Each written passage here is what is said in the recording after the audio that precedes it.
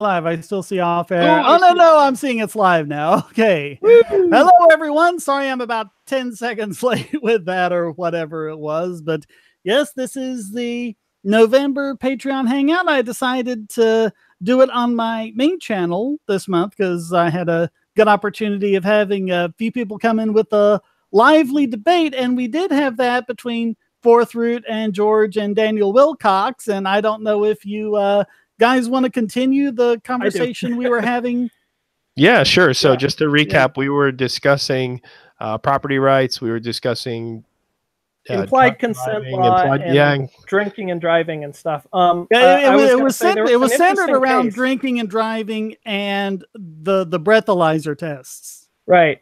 An interesting Colorado Supreme Court case that I looked up when I was researching this once was that there was a guy who was observed by a cop driving erratically on somebody's private property. I think it was a parking lot.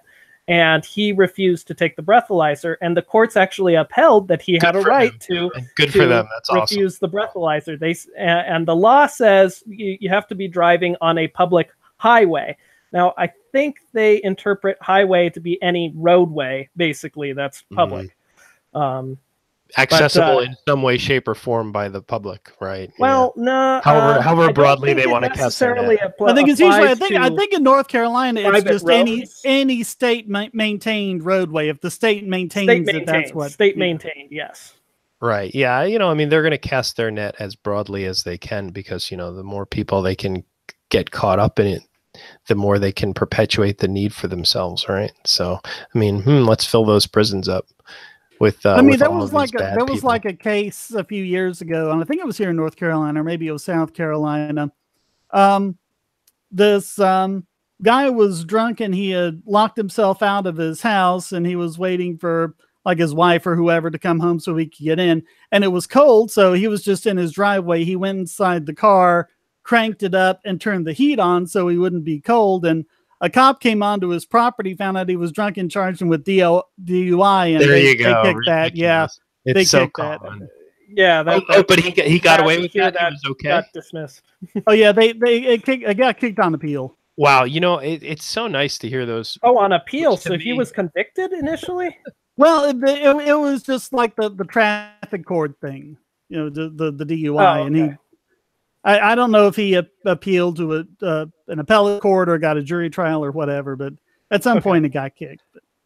Yeah, I mean, if I were the judge, I would throw that one out as I would also if I were DA. But well, I think the way a lot of traffic courts work is they're really just assembly lines, and they just want to get you up and down, and they don't want to spend a whole lot of time.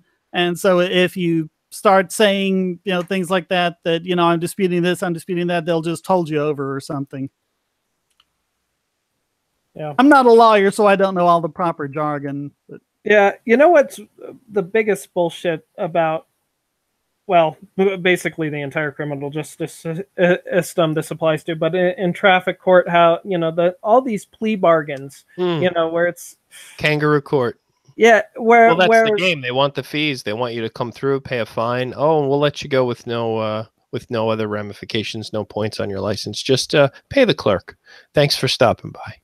Yeah, just pay court costs. Yeah. Oh, it's you're fine. Oh, you're a good guy. Oh, we're so sorry. And oh, thank you, Mr. Prosecutor. You don't want you're to such roll a the nice dice guy at trial for murder, do you? Yeah, the implication is that you're not going to get off. Ridiculous. Generally, they make it such that you're unlikely to do so. I mean, a lot of times, if you don't have a good defender, the public defender is not going to do you any justice. I might watch too much YouTube or something like that with regards to the same, but it seems like so many people just get rolled by the state. Sometimes the expense of simply showing up to court is way more than actually just paying the ticket, as I have firsthand account of. I got pulled over about 800 miles from home in Wyoming, and cop said I was going 79 and a 70. I have video evidence I was only going 76, but whatever. It put me into the next bracket, and it's like I'm not going to fight that. I'm not going to drive 800 miles to appeal this in court and you know, probably disregard my video evidence anyway. And you know, and in North Carolina, they'll pull you if you have an out-of-state tag because they know you're not going to want to come driving in. Yeah, you're a target. Oh, you're a dog. As are all the states around Colorado. I would imagine that if you had a good arbitration firm at your disposal that was willing to go to bat for you, that I imagine driving is real chill in Colorado. Well, that's the crime is basically driving from Colorado, because in Colorado, small amounts of marijuana for recreational use are legal. And so they assume that if you've got a Colorado plate, then you must have marijuana. And the courts have had to just smack them down over and over and over again because of that. Like, no, you can't do that. Right. Yeah. It's nice to hear all this good news, though, of these things actually getting smacked down. Maybe I'm like subscribed to the pessimist channel or something like that. But I seem to always run into these cases where people are just obviously in the clear and they get hosed by all of these ramifications. I try on Bogosity, and we've had a couple of cases like this recently. I try when we get the good court decisions to make sure I cover that on the podcast. I want those silver cluons to flow. What's going on? I think we've had what, 3 so far this year. So I mean, that's not too atypical, and there's still another few weeks for another one to get in. Sure. There was one where like I had to give them the silver cluon at the year-end wrap-up because it was like literally last minute. I still remember Monty Python year because I had to get that one last joke in at the end. Which one was that? I don't remember. You know, Dave was like, you know, it's not like everyone, like, it's not like we're all individuals. And I said, I'm not. Yeah. We're an autonomous collective. I was waiting for this one, though, because this year it's Alice's Restaurant. And of course, since we're taking a Thanksgiving break, I had been saving this one up. You know, whoever heard of a dump being closed on Thanksgiving? I just had to use that one. I've been waiting all year for that.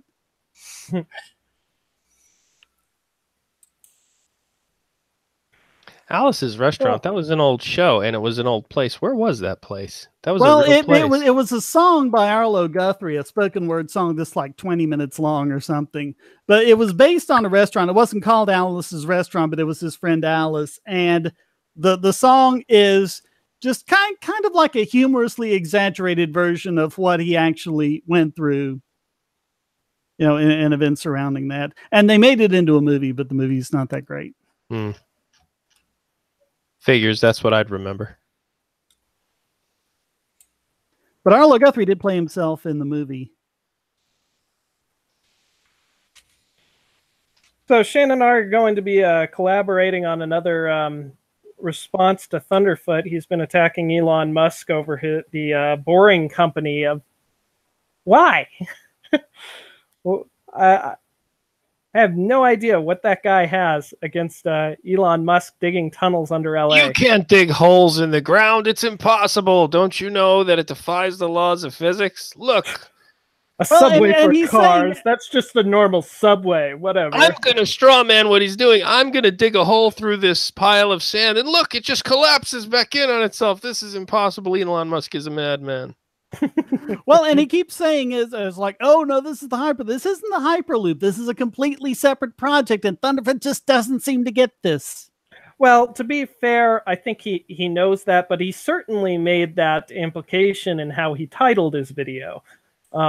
He was criticizing. Well, no, he said it. He said it right off the bat. Although the Hyperloop is happening, people, the Hyperloop is happening. It's not the Hyperloop. It's different. Well, I think in the context of making fun of the media who kind of took that story and ran with it with a lot of misinformation, but conflating the two. But yeah, all his arguments just like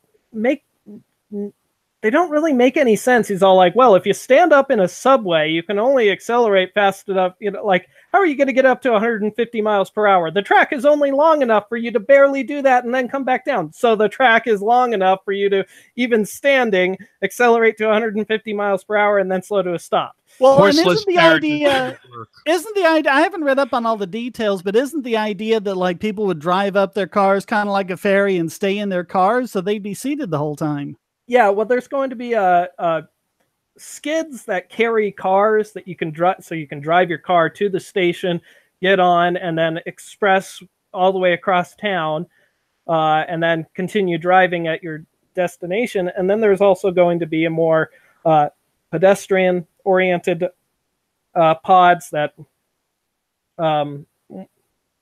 passenger pods that, the pedestrians can walk into the station and get on and ride to their destination. But yeah.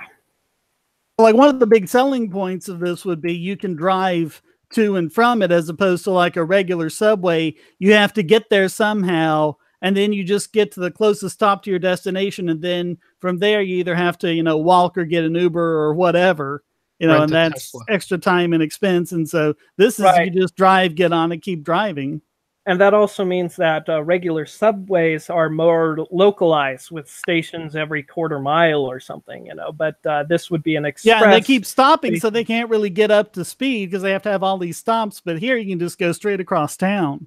Right. So each station would be several miles at least from each other. At least initially. I don't know if he builds enough tunnels. Maybe he'll also have local routes, but the 150 miles per hour comes into play when you're doing those express routes that they don't do with subways.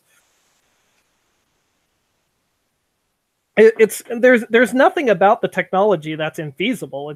And I really have no idea why Thunderfoot is attacking Elon Musk. It makes absolutely no sense, other than he must be jealous because Thunderfoot, he's got his PhD, and he just can't stand the fact that this other guy who isn't a PhD is changing the world and getting really rich over it. That's my best explanation, my best guess. And Thunderfoot is a statist, and a lot of statists don't like Elon Musk because he keeps succeeding where government fails over and over again. That is true. So, the governments, they all put in subways. Elon Musk is just trying to copy governments. No, he's trying to take where government has failed with their subways and metro systems. Actually, at least in the U.S., the government didn't do subways initially. In fact, the New York subway was actually like 3 or 4 different independent companies initially. They set up subways over different parts of town and did exactly what because people are going to say, oh, well, they're never going to work together. They did that. They worked together. They accepted tickets from each other. And then at some point, New York claimed... jumped in front of the parade. New York claimed eminent domain and took it over. Yeah. Yeah. But then when you do have government setting up, local rail and bus lines and things like that, you get nobody riding on them, and they're just money sinks. Yeah, that's weird because he attacks Elon Musk from every angle, including the SpaceX thing. He just brought it up. He's all like, "Oh yeah," and to all those who are impressed that he's reusing his rockets, well, here's this vertically landing rocket, from the 90s, and it's like that program was nothing like. And nowhere near as capable as the Falcon 9. Are you really trying to downplay one of the greatest technological achievements of this century? That's easy. Yeah, landing rockets. Yeah, it's like saying Charles Lindbergh didn't do anything amazing because the Wright brothers flew a plane in 1903. Right, exactly. It's even worse than that. I mean, there's so many technologies that came about with the development of Falcon 9. For the engine that they use, it has a thrust to weight ratio of 200 to 1, which is higher, which is twice as high as any other American engine, and even substantially higher than even the best Russian engines. So, is it higher than the best Russian engines? I think the Russian is it really? Yes, it is the best performing rocket engine in the world in terms of thrust to weight ratio. I thought the RD-180 had it beat, but that's the RD-180. I wouldn't be surprised. The Russian engines have higher specific impulse because they use a different fuel, and there are disadvantages to using hydrogen-oxygen fuel because of how much. Not necessarily just a specific impulse. Right. I thought it had something to do with the pre-combustion chamber gases being reused as part of the thrust that itself. can improve the specific Overall efficiency. Having a closed cycle engine. Yeah, closed cycle. That's it. Thank you. Yes, and the Merlin engine, or not the Merlin, the next generation, the Raptor engine, I believe, is going to be closed cycle methane with oxygen. Oh, that's a ballsy move, man. Because that's supposed to be like crazy hard to figure out. It's a very difficult thing to do, and the Russians did it. Even perfected their engines back in the. It took them 60s. 25 years to figure it out, but they finally figured it out. Yeah, they were able to do it, and that's why they get the highest specific impulse. But those engines are typically liquid hydrogen and oxygen, and the problem with that is that liquid hydrogen has a density of only 70 kilograms per cubic meter. Need big rockets. You have to have a huge fuel tank to hold it, and it actually. On lifting something just into low Earth orbit, there's pretty much no advantage to that over RP1 liquid oxygen, which is what the Falcon rockets use. But yeah, technical stuff aside, here's the big clue, because what was the old one called? The Delta X, I think it was. Here's the big clue. DCX. Here's the big clue about this, because Thunderfoot's saying it's just like the DCX. Notice how they're not using the DCX to resupply the space station. Well, the DCX could only fly like a couple miles up. That was 2.5 miles, I believe. But they are using the Falcon. Right, because the Falcon 9 booster, it carries like 400,000 kilograms of fuel, and it weighs, when it's unfueled, weighs only 25,000 kilograms. So it's like something like 16. There's like a 16-to-1 mass ratio of its fueled to unfueled mass, whereas the DCX was only 1-to-1. Now that mass ratio is what really defines how fast and how far your rocket can fly. And the DCX was never designed to carry any sort of payload or upper stage, because it just was totally impractical. It was just designed to test whether you could do this aerodynamic flip maneuver and land. And it didn't even land autonomously. It was landed by remote control. Interestingly enough, Pete Conrad was at the controls for several of those launches and landings. Did that thing ever even get better than suborbital? Did it ever actually leave? Oh, I didn't think so. My whole understanding of that whole project was that, oh, this thing is just here to prove that, hey, it can go up, it can go kind of sideways, and then it can come back down and land. Its highest altitude achieved was 2.5 miles. Yeah, which is nothing. Yeah, that's nothing. Now the Falcon 9 flew up to like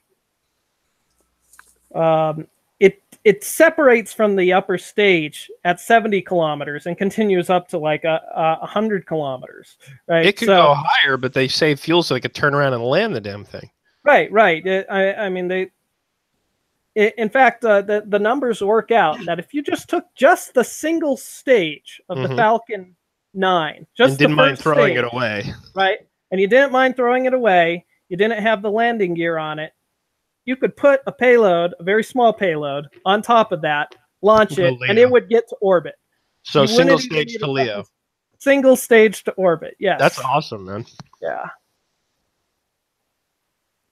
But looking through the chat, we got the chat going. Someone, if I scrolled up, I could show it to you. Someone asked, what's the donation required to do a collab, and I haven't actually been doing that. It's pretty much been everyone who's asked. I'm like, yeah, sure, but I've got like 3 or 4 I'm working on at the moment. What I've been telling people is just like, start a script.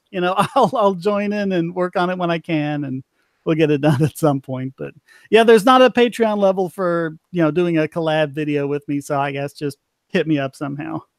Your donation is your insight in the video. If you can provide some good script writing or facts or whatever, then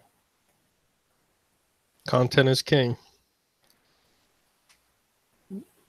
Angel says Tesla is bankrupt and only because of government money it survives. I don't know anything about that. Does anyone know if like Tesla's getting a lot of I mean, I know they're paid, just as a service to, get cargo up to the space station, but do they get like subsidies and all I that? believe they did. Didn't they get some money in one of those prizes initially for some of their first rounds or something like that? With that said, though, guys, I mean, let's keep this all in perspective. There's no such thing as a purely I mean, except on very, very, very small scales, there's no such thing as a purely free market company. I mean, even the fact, as soon as you incorporate, if you want to boil it down to like the basics, as soon as you incorporate, you're accepting government favoritism, because that's what a corporation is. It's this fictitious entity that only exists in the eyes of the government, right? So, Well, I mean, where do you want to draw your it's line? not so much a problem that it's a fictitious entity. It's that it shields the liability of its owners and operators. Right. That's what I was implying. Whereas you know, in a truly free market, in a truly, you know, let's say libertarian, anarcho-capitalist, voluntarist society, these types of things wouldn't exist, because you aren't anything more than the individual that you are. So a company is just a group of individuals. I think it's also true that the government has just monopolized so much. I mean, you know, when they drive to work or operate their vehicles or whatever, they drive on government roads because governments monopolize the roads. You didn't build that. Yeah.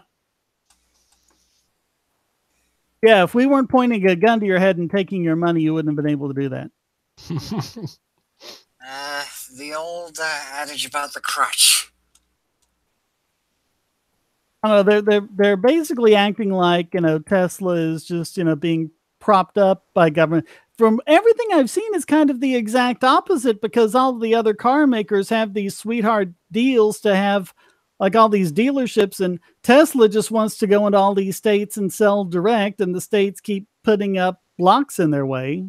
So, I mean, if they are getting anything in the way of like subsidies from government, I'm not sure it's enough to, you know, if there are whole areas of the country where they're not allowed to sell cars, you know. I think it comes mostly in the form of tax credits for consumers buying electric vehicles. I believe that is a thing. So, but that's, you know, a gray area, especially in terms of Tesla, because, you know, that's been going on a lot longer than Tesla has, at the very least. Yeah, I remember one time John Stossel used those subsidies to get a free golf cart. He was driving it around on his show, and he ended up like donating it to Central Park or something like that. He talks about that type of thing on his show. Something about a beach house. Yeah, the beach house one was a really good example. He's talking about how FEMA and how government subsidy forces the insurance companies to shift the way that they put pricing in place. So like pricing would naturally be higher in areas that were subject to floods and other sorts of natural disaster, but they're forced not to do this. So effectively they have to level the playing field by making subsidy for these persons by taking it from other people, right? So you'll pay more on your, let's say I live in a safe area, unlikely to be in a flood or any other type of disaster. I'll pay more because it has to subsidize these people who are going to live on the beach. And Stossel says, yeah, and I have a beach house and I do take advantage of it. And so what? This is just the cards that were being dealt. So same thing goes for Tesla. I mean, you know, if they're going to put their hand out and get their fair share, or however you want to look at it, you know, and none of it's fair, but you know, if they're not going to do that, then how can they expect to compete in that marketplace? They can't. Does that make it morally right? You know, there's a totally different ball of wax there, but yeah, you know. Don't hate the player, hate the game. Yeah, I mean, it's one of those things where it's, then how do you fix it if you know you don't attack it? And I think that all boils down to education ultimately. So the fact that we're talking about this in a public forum, and the fact that, you know, we're thinking about it is, you know, miles upon miles above and beyond where the general populace has been for a long time. So to see this type of questioning actually come up and people be concerned about it, that's very exciting. Yeah.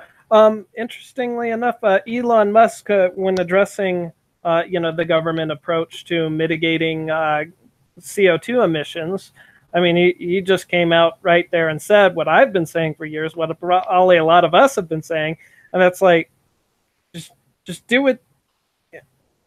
There's really no reason to take any strategy other than a carbon tax. If you believe that carbon dioxide is an externality that is causing harm onto the general population, then you would tax carbon directly and not use all these subsidies to prop up these different technologies that may or may not actually help the problem. You would just, the economics of that doesn't really work either, though, because that's going to kill a lot of people. A carbon tax. It's oh well, it's just a tax against the rich. Well, I mean, what are the ramifications then? It's going to drop food production. You can impose a carbon tax by alleviating, say, an income tax. I'm just saying, if you're going to attempt to mitigate, if you're going to reduce the amount of carbon dioxide that is put into the atmosphere by our country's citizens, then the most economically efficient way to do that would be to impose a carbon tax. Rather, and no other. No, the most efficient way of doing it is to build more nuclear power plants. Here. Which would be done by private energy companies if you impose a carbon tax. What George is saying is you're not considering the unseen. Right. It's Bastier. Oh, exactly. the reason why they're not building plants is because government keeps putting up roadblocks. Not only is the NRC. The NRC, try finding an actual nuclear engineer who's actually worked on nuclear plants in the NRC. But there's like over a dozen environmental scientists. It's like, and then you have things like California just arbitrarily shutting down nuclear plants that could run for another 20 years. If you want to see nuclear plants get built, relax the regulations in doing the research and building anything above a certain size plant. The way that the current regulations, as far as my understanding goes, is that they're basically not saying what safety levels you have to reach, but they're saying you have to follow, you have to use this much concrete and this much steel. They're basically telling you what the design specifications are for a plant, as opposed to saying you must meet this level of safety as defined by X, Y, and Z ISO standards or whatever. So what this means is you're kind of shoehorning the design into existing heavy water reactors. It's even more absurd than that. The thing is that when a company wants to build a nuclear power plant, they build, they'll be given those specifications. But here's the real kicker. They're not guaranteed an operating license provided that they meet the specifications. So they'll be given all these specifications and then they go and they build the plant. Well, they don't do this because they're worried that this is going to happen. They'll go and build the plant and then they'll come back for their operating license and they'll go, oh no, we changed our mind. You got to build it to these specifications, and then they'll be denied an operating license. But I mean, if you're talking about cost efficiency, if you look at the total cost, over the lifetime of a nuclear power plant, including that initial investment, which can be billions of dollars, but amortize it, over that time. And the total cost is something like 5 cents per kilowatt hour, which is something like if you're doing 10 cents per kilowatt hour in this country, you're actually on the cheap side of the power where you are. Oh, we have a super chat. Yeah, it says, Darius Thurman says, how would ANCAPs have won the Cold War? I guess we wouldn't have had the Cold War to begin with. It's the thing. Yeah, I mean, I've given a lot of thought to this, actually. And I think that it's one of those kind of like fun corners of imaginary scenarios. How would Ancapistan defend itself? How would Ancapistan have won the Cold War? What does that really mean? I mean, the Cold...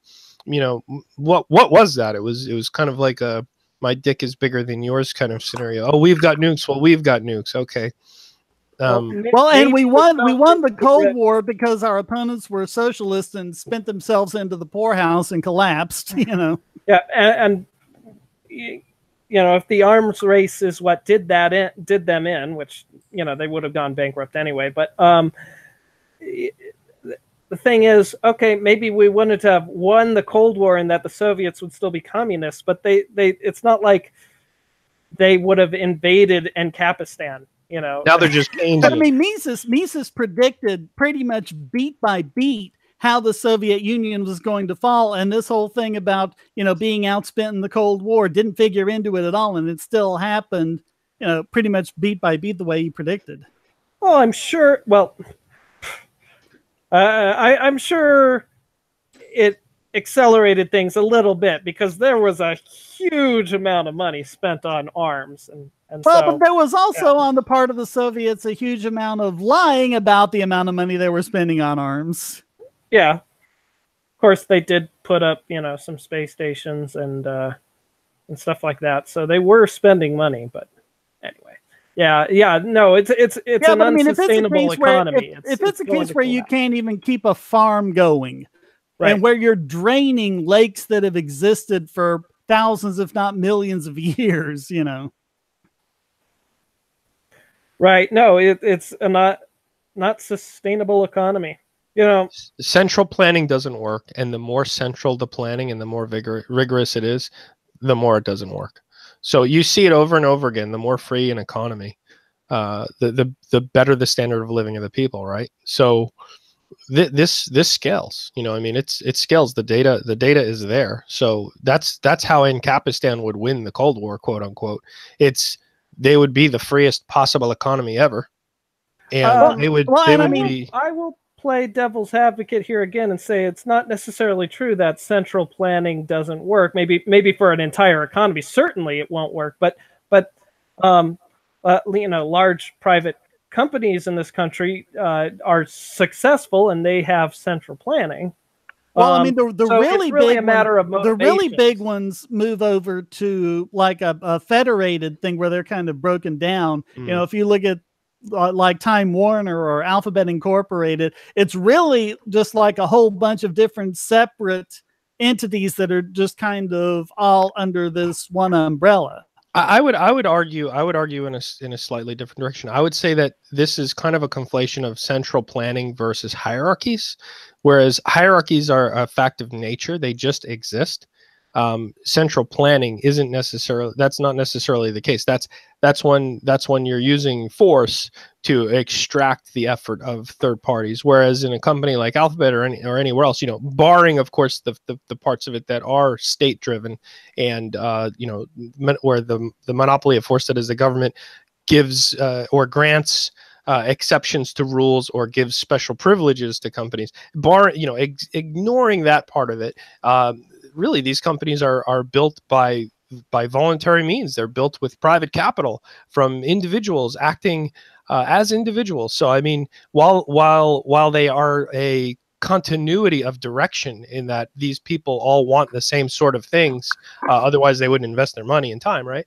I think it's a conflation, inadvertent, as I'm sure it is, to say that, well, Alphabet or Elon Musk's companies are the same thing as, let's say the Soviet Union or whatever.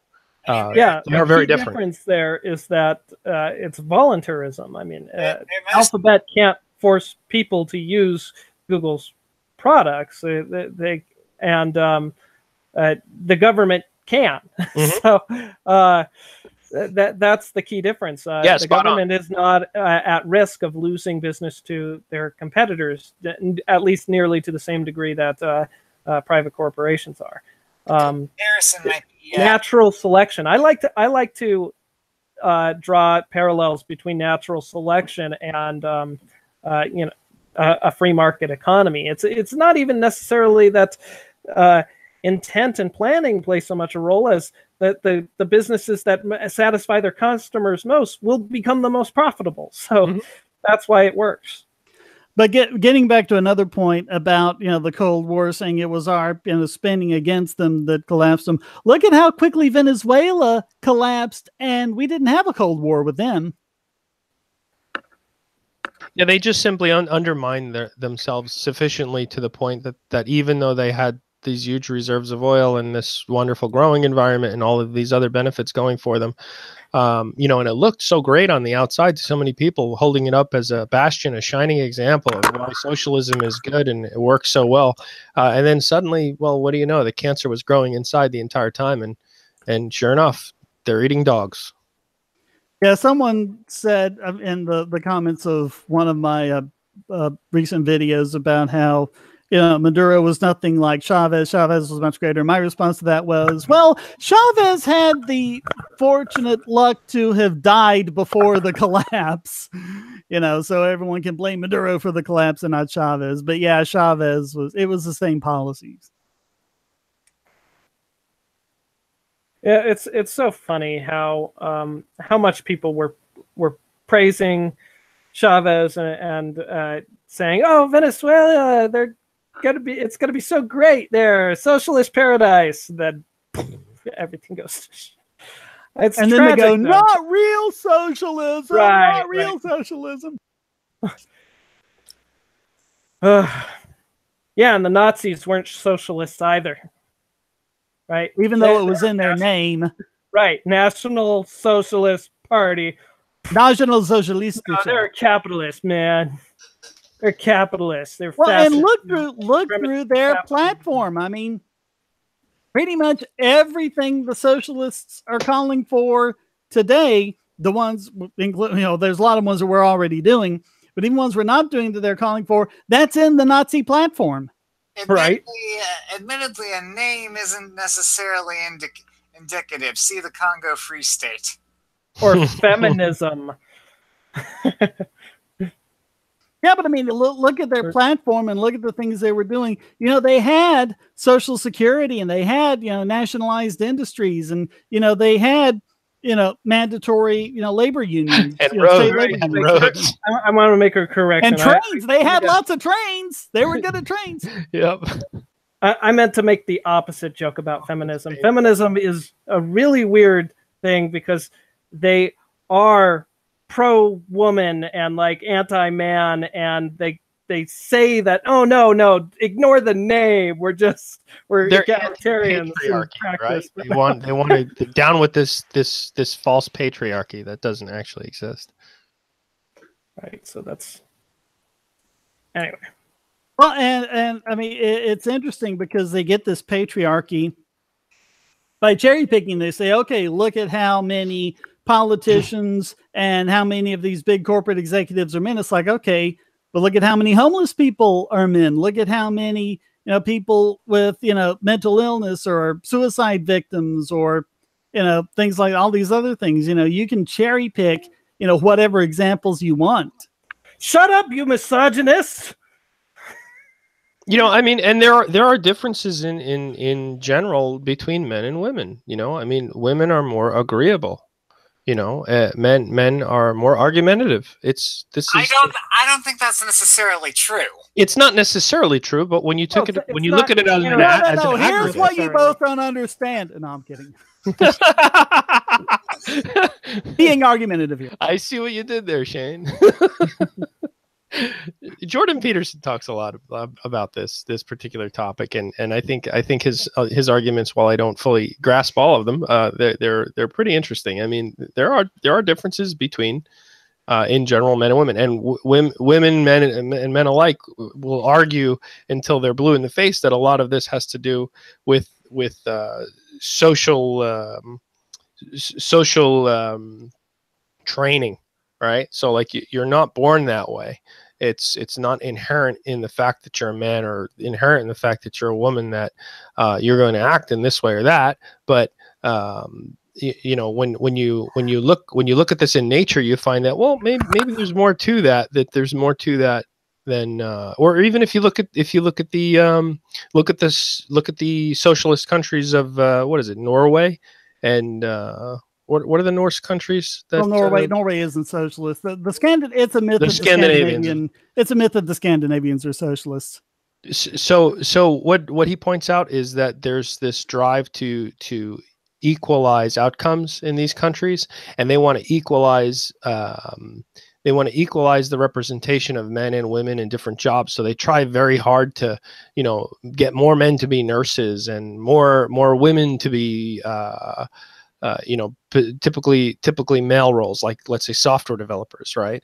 But what they wind up doing is they wind up driving this gap between the men and the women that actually make the women act more like what would be considered typical women as far as Peterson is concerned, and men act more like what typical men are. So while you bring while you try to bring them together in one dimension, it forces contrast in the other.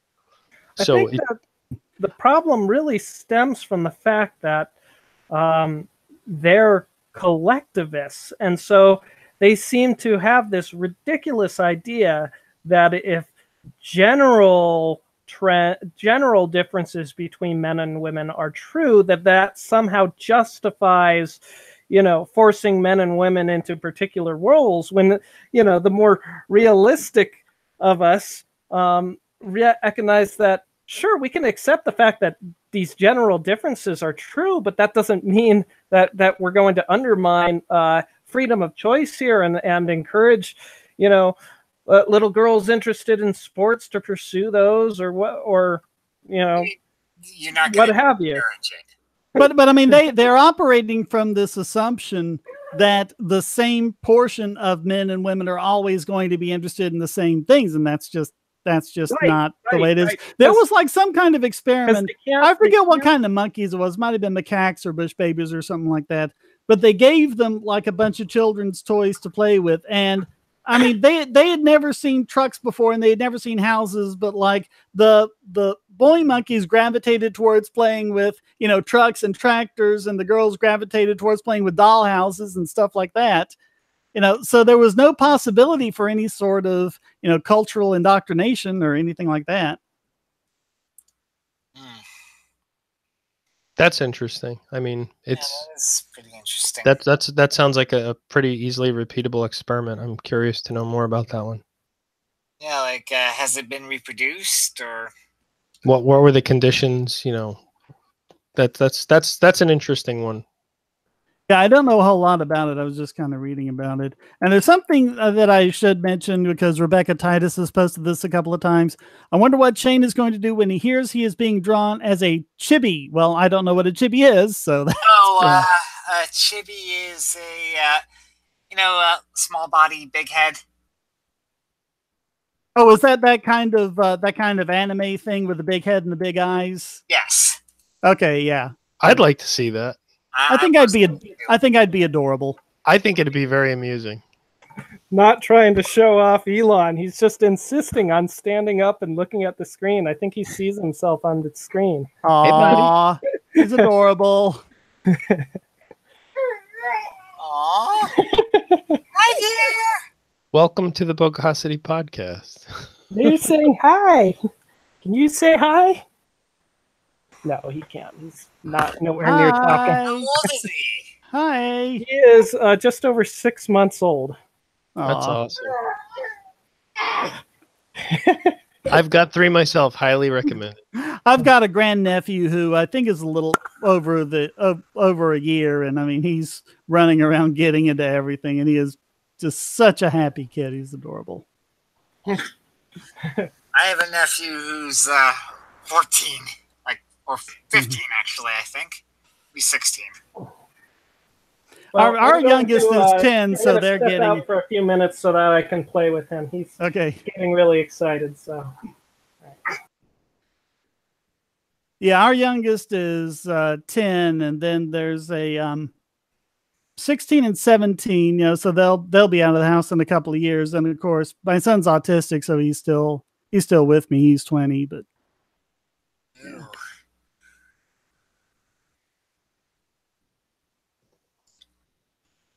I mean, I still live with my folks, so.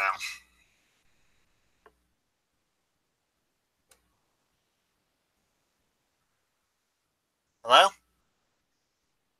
Sorry, I was reading through the chats. I'm reading myself here too. I'm trying to catch up on Peterson and what it was I was talking about. Pardon for the apparently awkward silence.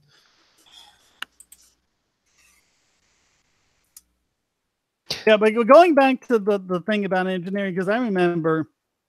Because I still admire the feminists that I grew up with, and their approach to things was just so different. And they wanted, they say, okay, we need to get more women into traditional male roles like engineering, and so they go to all these firms and say, hire more women engineers, and they said, okay, give us some qualified applicants. Right. And therein lies the problem, right? And how does no? Because hold on.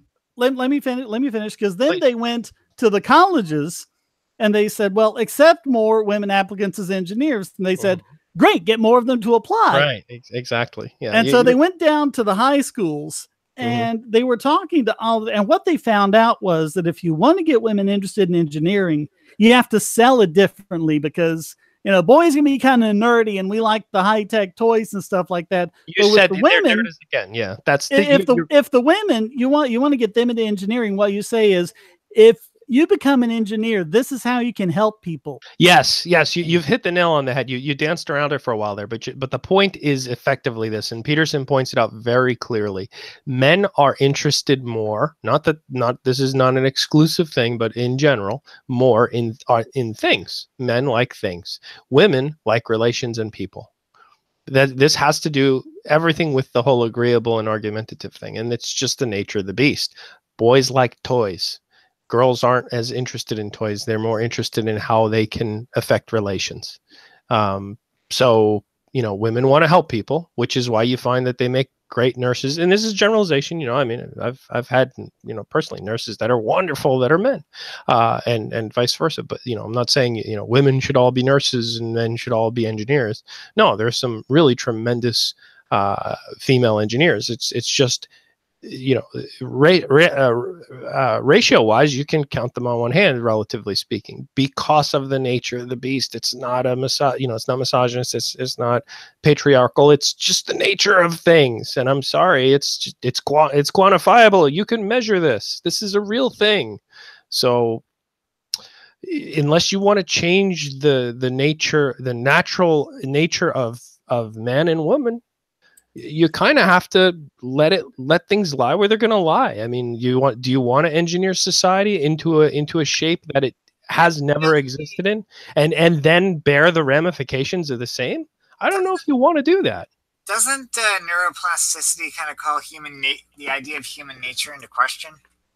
Well, but there's also evolutionary psychology, which figures into it too. So, it's a bunch of different things going at once. I mean, you could look at things like spiders. You could, if you introduce a child to a spider, child has never seen a spider before, or figures that are spider-like, and other figures, it is much more likely and much easier to make the child afraid of the spider than, let's say, a dog. There are innate biological predispositions towards certain patterns. That's what the human brain is. It's this wonderful pattern matching machine. And some of those patterns are kind of baked into the cake. And there are differences between men and women in these areas. I mean, they're quantifiable. So, how much of it is nature, how much of it is nurture? I think the question that there is a difference is completely off the table. I mean, you could question the quantity in which direction each drives, but those the literature says that's the thing. It's real, folks. Well, and someone mentioned software development earlier. There is nothing standing in the way of a talented person who wants to do software development anymore. As long as you have a computer and can get online, there are places like Code Academy where you can learn how to do it for free. There are places where you can get a free online virtual machine to kick around. You can write your own Android app. You could write your own Windows or Linux app or something like that and put the code on GitHub. And you can do that and get yourself out there. And all people want to know is, can you code? And you can just do with very little expense, just the time and effort into learning how to do it. You can build up a resume of all of these different things online that you've done and use it to get jobs. There's nothing standing in the way of a talented person who wants to do that. Especially with all of the freelance sites that are out there now. I mean, I do software development, and many of my clients I've never met or even spoken to. They wouldn't know if I was a man, a woman, or a Martian. And they don't care. They don't care. I actually can't tell myself. I'm actually neither man nor woman. I identify as an attack helicopter, but I am from Mars.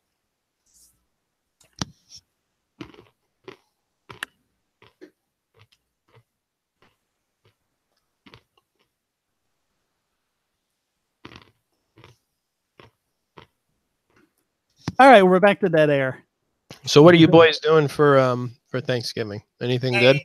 Hey, at least it's not as bad as Sam Cedar. Yeah. Yeah, I'm doing the usual family thing, so that's why I kind of give myself the week off for the podcast, so I don't have to worry about sticking that in there anywhere. Yeah, I don't know how you do it, Shane. It's got to be a lot of work. Well, a lot of it is just kind of just paying attention to the news and just finding interesting links and then paring it down to the ones I want to cover. And then I usually try to get that locked in by Thursday or Friday. And then on Friday, I'll spend just a couple of hours getting all of the notes together and then record it on Saturday. If I'm doing it myself, I usually do it first thing in the morning. If I have a co-host, we usually do it at noon. And then it's just, editing probably takes longer than anything, and then rendering and getting it up. And half of the editing when I'm on is just trying to figure out where to fit the idiot extraordinaire.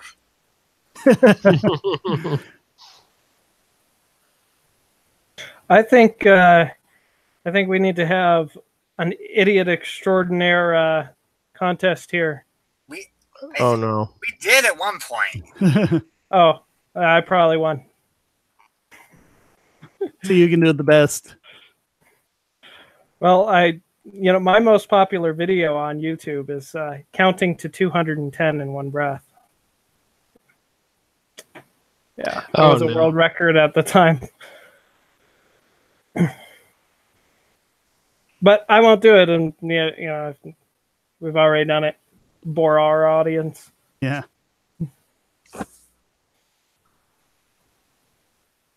What was the first idiot extraordinaire? That would be an interesting collage or montage.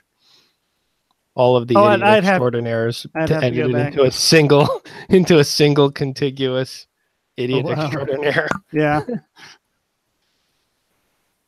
Talk about glutton for punishment. You can find out here right quick.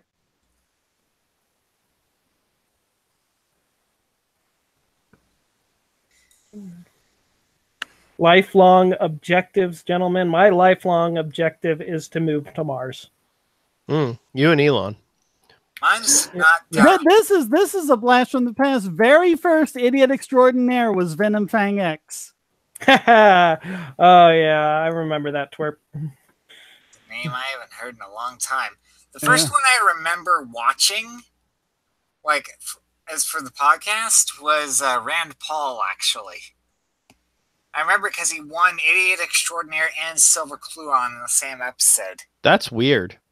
That's happened like a couple of times. If anybody can do it, it would be Rand Paul, though. Yeah. So, hang on. Rainbow Asteroids. Let me get back to where I can see this. Are you planning to make any more computer security videos? I'd like to do an extra part on quantum computing, but I gotta wrap my head around it first. I've got it's not really a book. It's more sort of like this, 60-page thing, but it's a write-up on how it all works, and it's incredibly technical. And I've also got Dan Bernstein's book on post-quantum cryptography. And I could probably do the first part, because the first part would be, basically what a quantum computer is and what are the myths about it, because it doesn't work the way everyone says it works in the way it's, portrayed on TV or whatever. And then I would have to do maybe 1 or 2 parts on quantum algorithms, which are the algorithms that are, going to upset the apple part. And then after that, go into the post-quantum algorithms, which are algorithms that can run both on classical and quantum computers, but that are resistant to being broken by quantum computers. But I mean, I got to learn all that first. By the way, quantum computers are just magic. I don't think anybody really understands them. No, Sam Beckett steps into a chamber and he teleports through time, leaping into other people's bodies. That's how it works. No, I'll tell you. There's this one algorithm called Shor's algorithm, and I'll tell you my impersonation of this. There's this old Sidney Harris comic from, I think, the New Yorker. And a couple of guys are standing in front of this blackboard, and there's a whole bunch of math. And right in the middle of math, it says, and then a miracle occurs. And the guy's saying, I think you need to be more explicit in step 2. That's what Shor's algorithm is for me. A bunch of math that I completely follow and can totally understand and wrap my head around, and then a miracle. Yeah, I liked Eliezer Yudkowsky and the Harry Potter and the Methods of Rationality, where he effectively performs his own huge prime number factorization, or sets it up. Now, it fails in the book, but the premise is that he has been given the time turner, so he can go back in time by 1 hour, right? And so he thinks of this experiment. And the experiment is that he's going to ask one of his fellow students or classmates to multiply to take this index of all these prime numbers and pick 2 at random, multiply them together, and then just give him the product of these 2 prime numbers, not telling him which one's which. Right. And so what he's going to do is he's going to write down, 0, 0. Right. And then he'll hide that note for himself. Right. And where he hides it, he's going to find a note. Right. And it's going to tell him which number he wrote down the last time. Right. And then he'll advance that by 1 number. Right. Until he arrives at the right number. So it should be instantaneously, he should get the right answer. That should be the only stable time loop. That wasn't it. What he would do is he'd get the number, and then his future self from an hour ahead would give him a piece of paper, and he opens up the piece of paper. If it has 2 numbers on it, he multiplies them together. If that's the result, then he takes the same piece of paper before anything's written on it, and he writes the 2 numbers. If it doesn't work, then he writes on something different and starts a time paradox.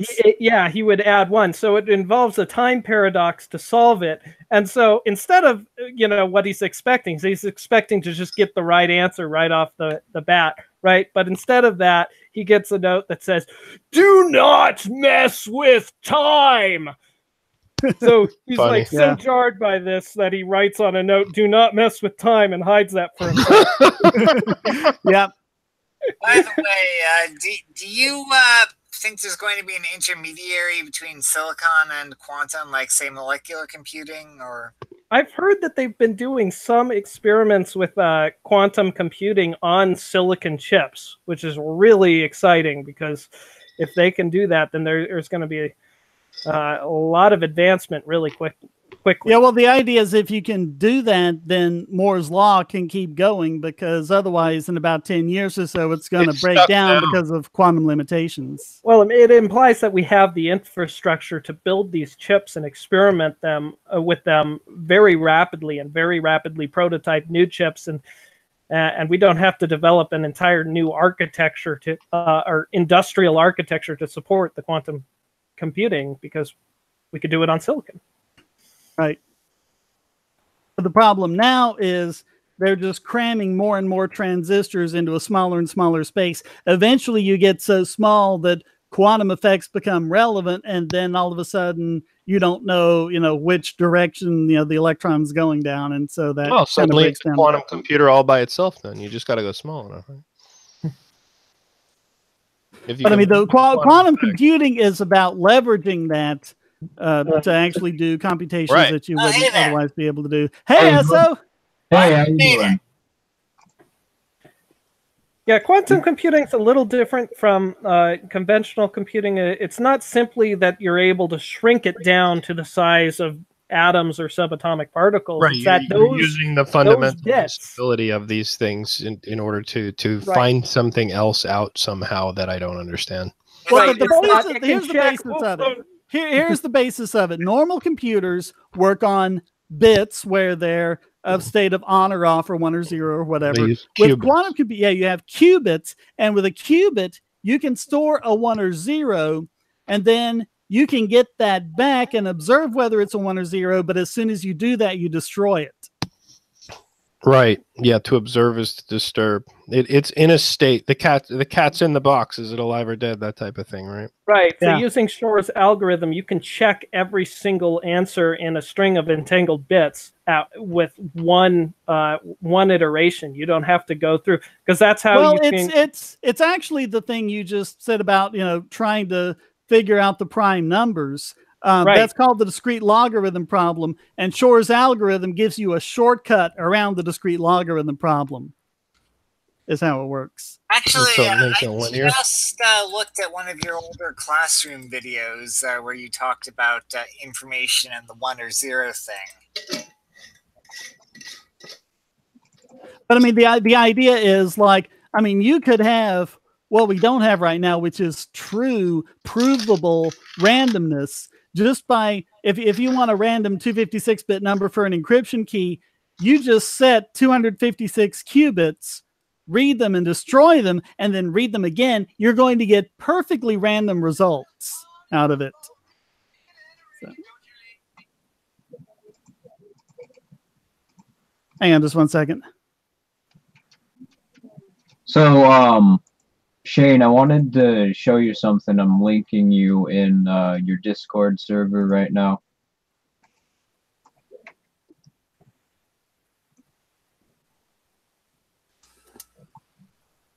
Apparently, scientists found a way to rejuvenate old cells within the body through a series of microRNA splicing. Is this a telomere thing? Where they're going to extend the telomere lengths? I'm back. What did I miss? I assume it's related to engineered negligible senescence or something? S is going to live forever. Yeah, it is. Well, and yeah, that's the conclusion here, is that it doesn't appear lifespans are limited anymore. So, wow. Yeah. I've heard this before, but nothing ever seems to come out of it. Okay. So are we, I'm sorry, I had to answer the phone. Are we talking about transhumanism now? They couldn't I think we're talking about the longevity escape velocity, where science is in the near future will advance and be able to extend human life at a rate faster than we're aging.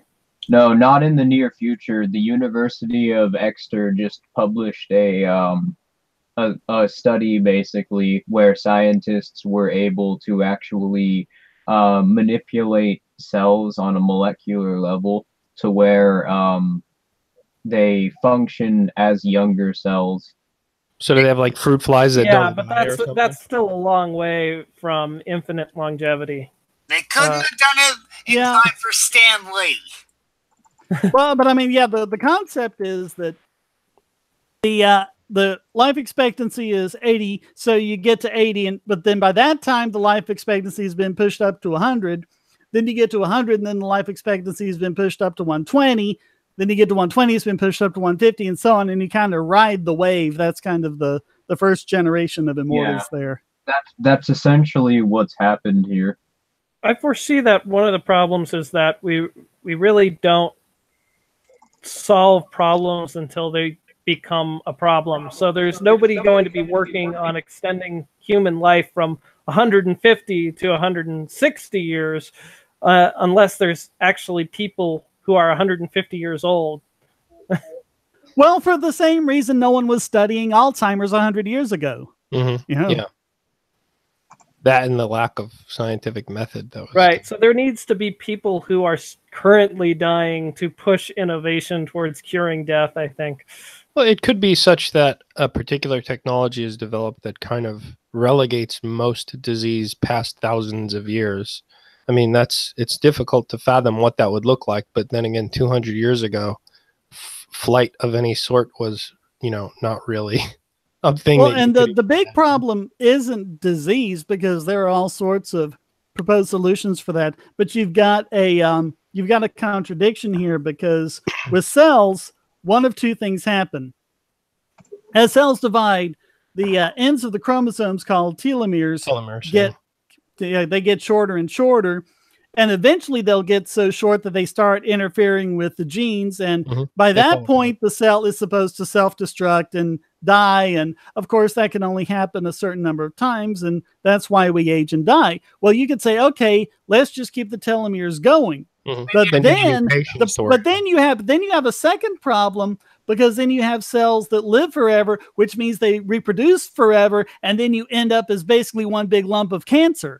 So, you know, so you need an intelligent way to distinguish between what valid. So you need an advanced DNA repair technique is what you would need in order to do that. So you'd need some mechanism by which DNA could be analyzed on a cellular level, or you could do cell replacement on a batch level, such that cells could be just removed at random and replaced with known viable replacements. Well, like if you could make an absolute perfect copy of stem cells, then instead of having to worry about, you know, if you know these body parts are going to age, you're just going to keep regenerating them from scratch. Well, imagine a virus. There's all kinds of problems that we don't even foresee whenever we address any particular issue. We solve the telomere problem, and then we find out that there's this other problem we didn't even consider, and we need still have that. You're going to get it by a truck problem. I mean, no one even if we solve both of those, no one has any idea what's going to happen to a human when he reaches the age of 500. We'll solve these problems when they start to come. Yep, that's how it goes. Yeah, and you might lose your humanity. And then there's the whole ship of Theseus thing, like, are you still the same person? And well, that's the idea of the Cybermen in Doctor Who, because you can, you know, replace your limbs with cybernetic limbs. You replace your heart with a cybernetic part. At what point have you replaced so much of your body that you lose your humanity? I would guess it's somewhere in the prefrontal cortex. Yeah, I don't know. What if you had a machine, right? So that you could step into this machine, and the machine would duplicate you instantaneously in all ways, shapes, and forms, including energy states and you know, polarity of spin of subatomic particles, everything instantly, and that you would then reappear this new version of you in another box where you have been created, and then simultaneously the original you would be destroyed. Is that still you? Well, no, because there's no continuity. It's a copy. Hey, this is really interesting, like metaphysics here, because it deals with what consciousness is, and I think that the only coherent version of consciousness that I've been able to come up with is one that's universally pervasive, right? But there's this subjective illusion created by the limitations of our own mind and connecting to each other. You got to listen to Rationality from AI to Zombies. There's a podcast version of that audiobook. They just released a couple of episodes where Eliezer Yudkowsky talks about consciousness and philosophical zombies. And he makes a clear case that this idea that there can be something that thinks exactly like a person but doesn't have consciousness, that's an incoherent idea in itself. Well, I mean, you have the hard problem of consciousness. Yeah, I mean, your copy would be a human, and it would be, you know, just like you in every way. It would be conscious, but it wouldn't be you, because you'd still be over here. There's no continuity. Well, where is the limit of your consciousness? If I were to venture, is there a physical barrier? Excuse me. Sorry. If I were to venture a guess, I would say it would be in the dorsal medial prefrontal cortex. Yeah, so I mean, it's all your brain. Locality. It's your brain we're talking about. I mean, right, if you your brain. But your brain is just responding to regular, normal physics, just like the just outside. You know, there's molecular interactions that permeate all the way to, well, the ends of the universe. There's physics that are still interacting with every subatomic particle in your brain. So there's no like physical separation between your brain and the rest of the universe. There's just an apparent separation because of how much information is entangled up here in your brain, how rapidly that information is being processed and communicated. But Like, but your I'm talking to you right now. Your consciousness is an emergent property Right. of that entanglement. Well, that's one theory. Careful about the word emergence, because it doesn't actually mean anything. Oh, well, what are you talking about? It doesn't mean anything. It doesn't actually make There's any a whole predictions. there are fields of study about emergence. Yeah, there are fields of study about phenomenon in nature. You know, and I felt the exact same way. And then Eliezer Yudkowsky laid out a very clear case that the word emergence doesn't make any meaningful predictions, so you might as well just throw it out. Now, consciousness results from the processes in your brain. Now, that's a coherent idea. Saying consciousness is the emergent result of the processes of your brain means the exact same thing. So you might as well not even use the word emergence. All right, classic example of emergence. Well, You have the flock. Hold on. You have the flock of starlings, and they go swooping around in all these amazing patterns with no leader. In fact, no starling needs to know about any more than its 7 nearest neighbors. And it looks really complex, and it's this, amazingly thing. To simulate it in a computer, you only need 3 simple rules, and it's just go the same direction as your 7 nearest neighbors. Okay. Go in the same direction as your 7 nearest neighbors. Stay close to your 7 nearest neighbors and avoid collisions. Termite. That's the rules dictate the movement of the birds. Where does emergence enter into that? Because that whole pattern, that whole sweep that people think is just so. For a long time, people thought that starlings had to have like this telepathic connection with all of the others in order to be able to do this without a leader, and they don't. Not only are they peers, they don't need to know about anything other than their local peers. And so you can have, 500,000 starlings, and I'm not exaggerating on that number, swooping around in these patterns. That emerge from these simple rules. I think what Fourth is trying to say. Give me an example of a phenomenon that is not emergent. I'll help you out with one that is, but is a little bit more indicative, I think, of what you're trying to argue. One that is, and one that is not. That is, but exactly. This one I think you'll like. So look at the formulation of the Mandelbrot set, and then look at the emergent pattern that results from said set. It's obviously purely mathematical, and it's a result of the fundamental nature of the generation of the set of this function. And it's an equation 1 inch long. It's this really small, simple equation. But it's this tremendously amazing. Is all you need to worry about. Exactly. Throwing around this word emergence, it doesn't actually mean anything. What it means is that there's this unseen greater pattern beneath what is seemingly simplistic. I think. Well, a pattern results that we see and we find aesthetically pleasing or whatever, but that's not guided by emergence. It's guided by the thing that you mentioned, the function itself, right? Yeah. There's emergent from the function. Isn't something else. It's emergent from the function. It is not reducible to or derivable from the components of the function. Okay, hold on. From the you wanted an example. You wanted an example of non-emergence. All right, you drop an egg, it falls on the floor.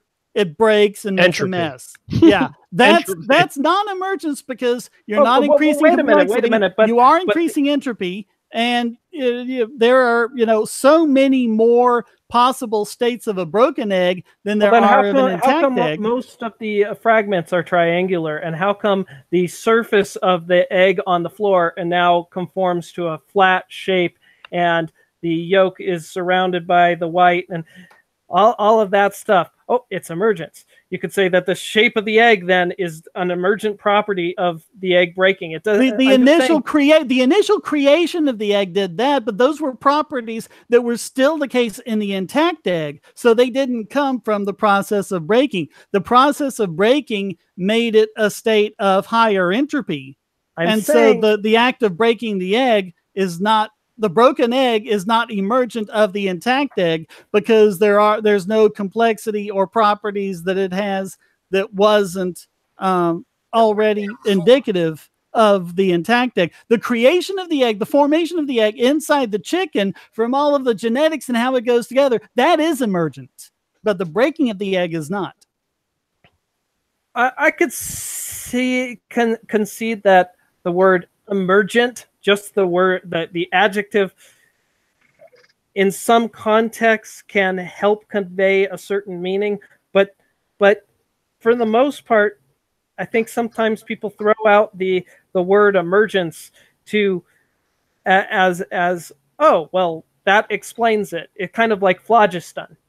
In Rationality from AI to Zombies, Eliezer Yudkowsky talks about this. He made a clear case. Before hearing him in that episode, had used the word emergence just like all of you are using it now. And now I'm like, wow, that was kind of a blind spot. It doesn't actually mean anything, I think. No. No, it does. It does. What does it predict? What predictions are made through emergence theory? We can illustrate the properties that exist in the whole that do not exist in the parts. It makes the whole become more than the sum of the parts.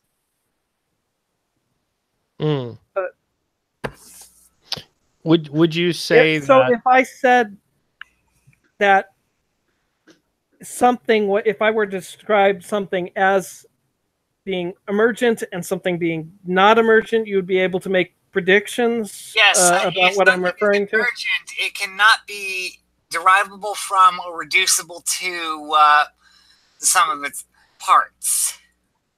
So like a hashing function? So like you are made of like a certain amount of water, a certain amount of carbon, a certain amount of salt and stuff like that. If you took all those ingredients and just dumped them into a vat and shook it around, you wouldn't get another you. You just get a mess. But if you make a pentagram, and then you can make a homunculus. But if you didn't know anything about DNA or biology or whatever, and you just took those elements and said, emergence happens, would you be able to predict that a human would form from my constituent elements? Which of your carbon atoms are you?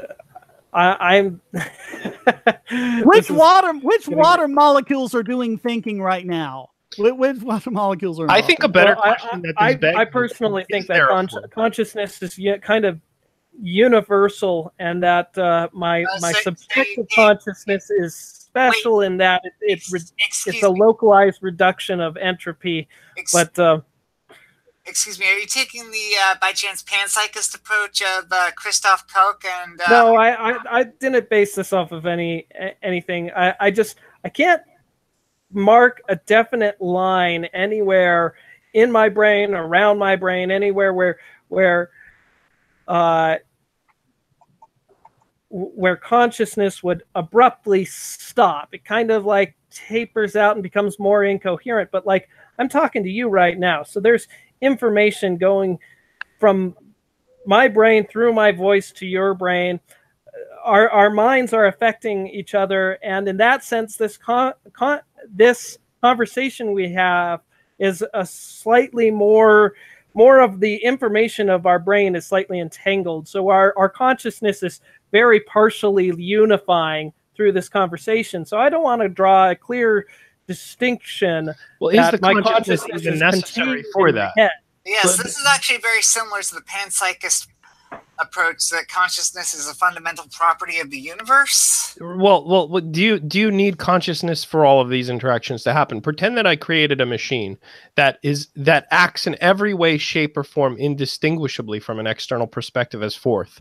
So I have this perfect fourth replica, and it's amazing if I put you both simultaneously in the exact same environments and kind of reset the scenario. So neither of you. Well, one of you with consciousness, so actual fourth would be aware. I'd say it's a contradiction to say that one of us is conscious and one of us is not. Because actually, this reminds me of the. This is a zombie, a philosophical zombie. That's what that is, and it doesn't. I think that consciousness, for the best description of it that I can come up with, would be information being processed. Okay, so it is a ramification of the process. It is not a necessity necessarily for the process to exist. No, if the process exists, you can't have a clone of me act just like I am without that clone processing information, and so that clone has consciousness. Actually, this is related to a thought experiment I've been presented with a few times recently regarding the question of free will. the twin thought experiment. How do you tell the difference between the twin that has free will and the twin that doesn't? Yeah, I mean, are you taking into account quantum effect? Because you're going to get differences that build up, right? Well, Can you ask that question again? If you have two twins that are identical in every way, how do you tell except one doesn't have free will? The problem with that, the way that wait. The problem with one that doesn't have free will. Well, it's a different how question. does it not have free will? I mean, what is? Well, I don't like the word free will because it doesn't make it. That's the question. The problem with that is that if its behavior is determined, then you necessarily would, if it isn't a sentient being, then you would be able to demonstrate that it has determined behaviors. You'd be able to manipulate it sort of like an AI. And a sentient being would be able to learn past patterns like that. I don't know about that. Sentient or sapient? Because there is a distinction. I think we're talking about sapiens here, not sentience. No, I was using the two terms interchangeably, but yes, a being which has both sentience and sapience. I think the essence of our question for you, Fourth, is that if we built a mechanical replica of you, and it worked in every way, its brain made all the had all the same pathways and made the same changes to those pathways as you do, such that it looked like you and behaved like you.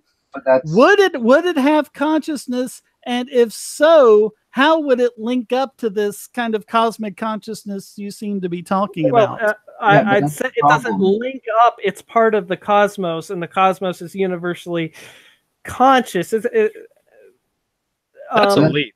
That's a big. How come we're the only example of it then? How come planets aren't conscious? How come asteroids aren't conscious? How do you know that they're not? Yeah, because they have behaved in perfect accordance to physical laws, exactly the way that we don't. How does consciousness affect behavior? Okay, well, that's explaining what I was. Does it do it through an extra physical force? In an even simpler manner.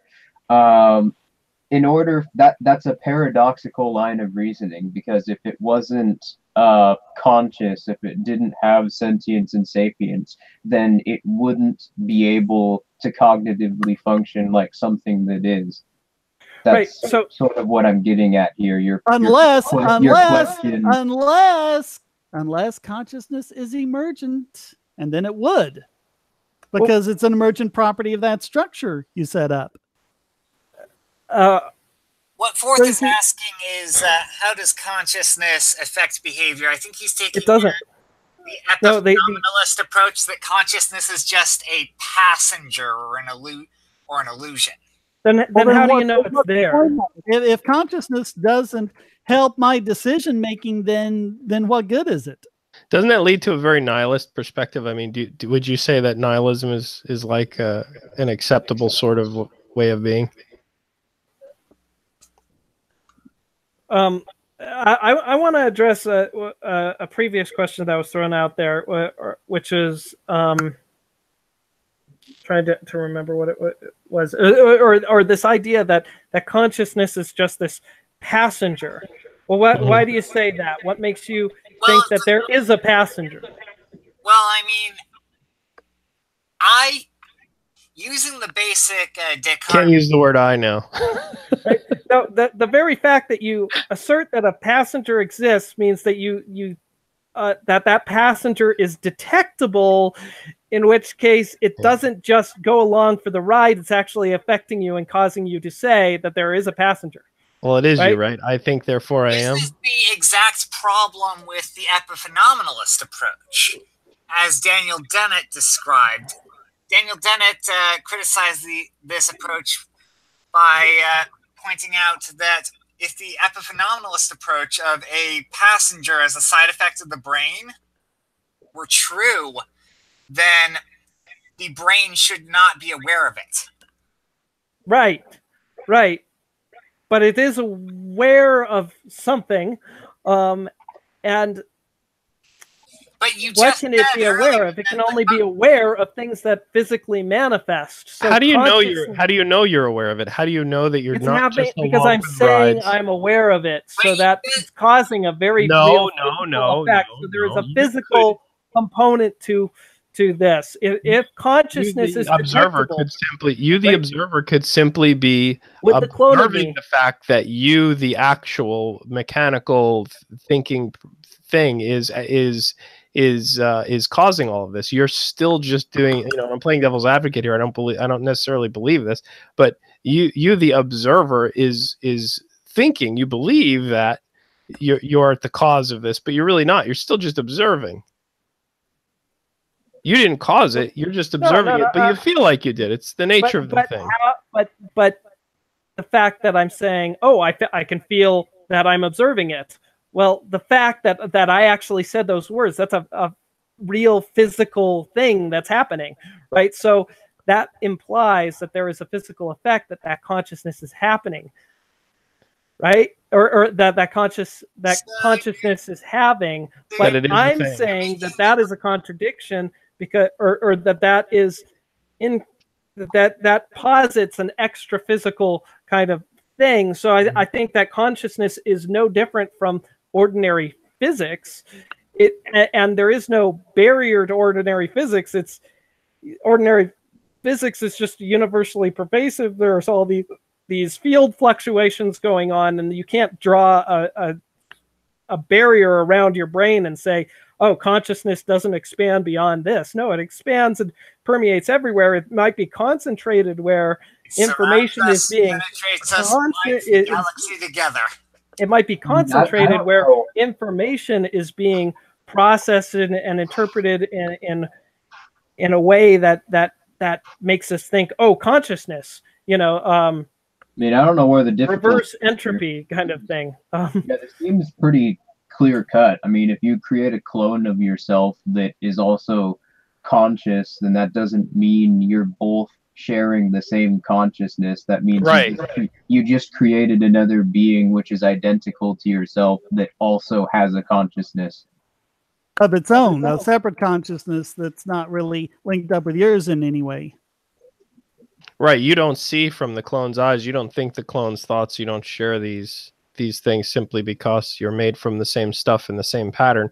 You may be doing the same things for a while until quantum effect builds up, but that doesn't necessitate that you're actually the same entity, right?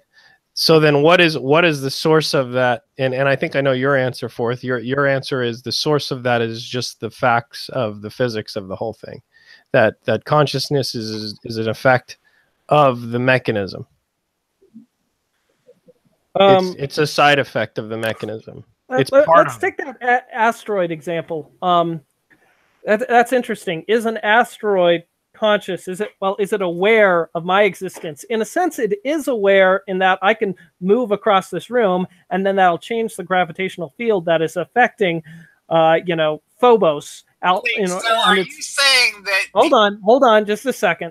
So there is a gravitational force of my action that is affecting Phobos. It's absolutely minuscule. It is nigh infinitesimal, but it's there, and this doesn't imply that Phobos is thinking, oh, Alex just moved across the room, but it's saying that there is an effect going on. Now there is so much thermal noise in the information that is being transmitted to Phobos that its thoughts, for lack of a better word, are totally incoherent. It doesn't have will, because will is the result of the processes going on in the brain that are directed towards producing a certain outcome. In other words, it's emergent. I'm not using the word emergence. You're using the concept. You're using the concept. You're avoiding the word, but you're getting the concept down pretty quick. But it's nothing the same as, when I'm talking about will, the same phenomenon that generates will in the brain with the neurons is nothing like the same phenomenon that causes birds to fly in a flock. I don't know. Those are different algorithms at play here. So they should have different words, and I can't just glaze over it with emergence. I got to be more detailed than using the word emergence. Maybe it's a function of scale, but it seems to be the same sort of thing as, and I think it kind of jives with what you've been saying, or my understanding of what you've been saying, in that the observed consciousness, this felt effect of consciousness, this thing, whatever the hell it is that's an illusion of the information. It isn't right, an illusion. Well, so isn't the flock of birds also just an illusion as we perceive them into some sort of a pattern? Isn't that pattern just that exists in our own brain? So it's the same thing. It's the same sort of thing. It's in the same genre.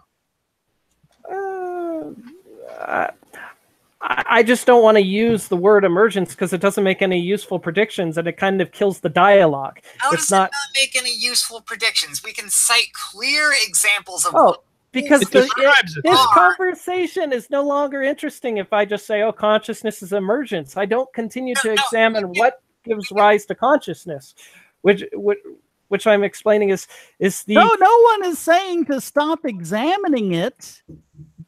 Well, it does have a tendency towards, like I said, there are people are just putting tons of work into trying to understand, different emergent systems and how they work and how they come about. Emergence is the beginning of the question, far, far, far from the end of it. So would you say that emergence then is like if you were to design an algorithm to design a device or some routine, some series of questions. 1 second, sweetheart. Accidentally broke some glass cups. Okay, I'll be right there. Don't go near it. I'll be right there. Daddy's going to finish the thought. Okay, don't move. All right, gentlemen, I got to go. See you in a minute. Sorry about that. I apologize for cutting myself off mid-thought here. That's okay. That's okay. It sounds like there's a kid and broken glass, and yeah, you definitely need to step in when that happens. I still break glasses on the regular, so... Yeah. This team just got big brain. Yeah, we do that sometimes. Yeah. But yeah, Issa, you've been kind of quiet. Care to weigh in? Or change the subject entirely if you want. I just don't really have all that much to add on to it. At least my interpretation of it, as with some of the few things that I have said, is incredibly simple, while you guys are just going into several minute conversations about it. I've been debating with my friend who is a very like a reductive physicalist determinist. So, oh boy, that's got to be fun. Yeah, my argument about determinism, my argument against determinism is from the double slit experiment, because the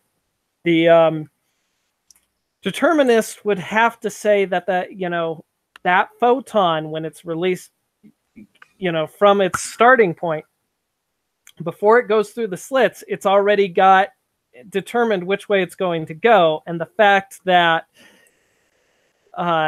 it generates that interference pattern proves that no, it did not have a definite location. It could not have had a definite location because it couldn't have passed through both slits to interfere with itself if it had a definite location. So there is definitely the determinist would also predict that if you could observe the particle at precisely the same moment in precisely the same way, then you could get a consistent result where it goes through the same slit each time, and that's just not the way it works. In essence, Laplace's demon not only does not but cannot exist. And if you want a more complex but more clear refutation of that concept, look up the John Bell experiments. John Bell himself, I don't think, survived to actually do them, but we've had the technology now for a few years to do this, and so they've been doing John Bell's experiments and absolutely confirming, quantum entanglement and debunking, Einstein's criticisms of it. So yeah, I mean the deterministic universe is dead. That's just all there is to it. I know David Bohm had an interesting idea. I tend to take his ideas with a grain of salt because he had some very odd views on consciousness. But he had this idea of a layered universe that was sort of alternating layers of deterministic and indeterministic. Like you have the fundamental indeterministic universe that we understand right now. And then that sounds way unnecessarily complex. Far more than it needs to be. Although just so everyone understands, I'm a many worlds guy myself, so I think that really seems to be the most straightforward explanation of it. Actually, come to think of it, the universe, as we understand it, we agree that it's fundamentally indeterministic. But yet, order exists in that universe. Well, order exists in the macro. It doesn't exist in the micro. So, order is not found in the micro, yet somehow it exists in the macro. G4th, how do you think that happened? Long word starting with E? I'm sorry, I kind of lost you while you were talking. I was thinking about another thought experiment. My bad, I had lapsed my concentration there.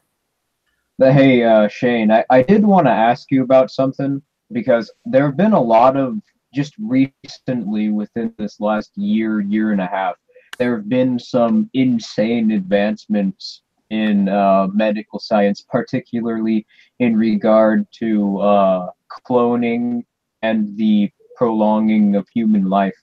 And I wanted to ask, like, what do you think the possible explanation for that is? What exactly is it that you want me to explain? Is there a specific question or what? Why these advances have gone so rapidly? Yeah. Years, I think he's saying. I mean, I think that's just that this is how it always looks when you're in an exponential growth curve. You're looking behind you and saying, "Oh well, there hasn't compared, but where I am now and where it's going. Oh wow, look at it take off like that." But that's always what an exponential growth curve looks like, no matter where you are on it. Let's look at. Well, I just mean, like, it seems like prior to 2016, there just were not that many advances in medical science, and it's not that I just started getting interested in it around this period of time. It's more along the lines of just I can't find anything, or at least what I can find prior to 2016 is very, very scarce. Like, it'll be one every couple of years something came out. But now it's like in these last 2 months alone, you've got scientists cloning brain cells. You've got so many different things. You got human eggs being created in labs. You've got bacteria being created out of inert chemicals. It's nuts. But I mean, even before 2016, you had J. Craig Ventnor doing the thing where he could actually print out a DNA sequence to put in a cell. You know, before then you had cloned hearts that beat on their own. You know, before that they were actually cloned in 1993, 4 was it? Yeah, no. I'm not saying that nothing happened. I'm saying that it seems like in this last year, so a lot more things have happened. Development has accelerated. Things seem to be happening closer together than they used to. Well, we are on that exponential growth curve, then, so you will tend to see that. But there is an interesting point, because I think there was a really, really significant breakthrough, and that was CRISPR. That is huge. Oh yeah, big one. That's really shoved things into high gear. Care to explain? I'm not familiar.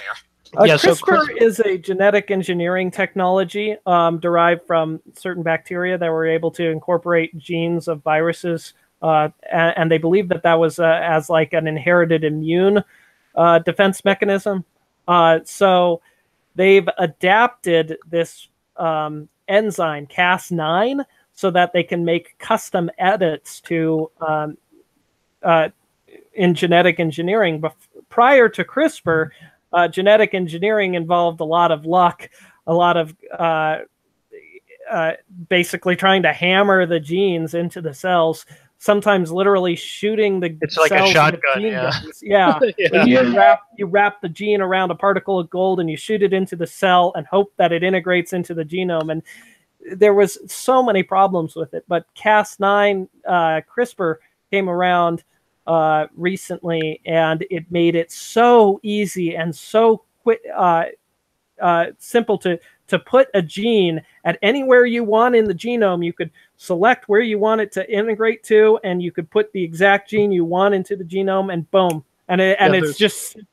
Well, like another method that happened, pre-CRISPR was to use retrovirus, and they actually used HIV for a lot of this. But they would take out the bad stuff in HIV, put in the genes they wanted, and then HIV would actually, this modified HIV would go into the cell and incorporate it into its genome, but it would incorporate it in a completely random spot. And CRISPR, I don't know how accurate it is, but CRISPR has some way of actually having it recognize the sequence where it should insert itself.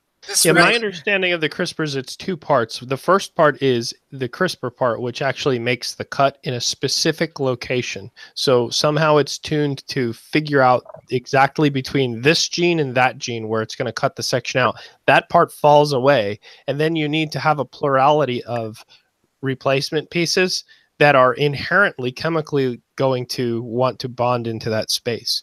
So it's kind of like you're making the cut with the one part, and then you've got these available amino acid chains of the right length and shape and type that you want to put into place. That will nucleotide. Is that what they're called? Yeah, not amino acid chains. That's a protein, but the genetic material is right. Nucleotides. Nucleotides, right? So and then these things plug in just by the nature of them. They connect. They're attracted to.